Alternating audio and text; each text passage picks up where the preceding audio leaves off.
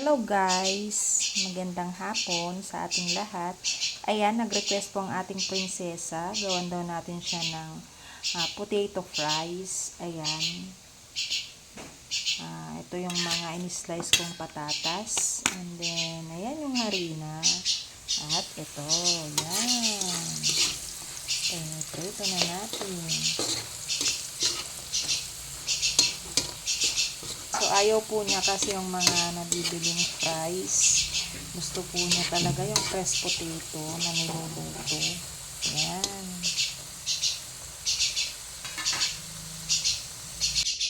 So, ayan. Ayan ang ating homemade french fries. Ayan.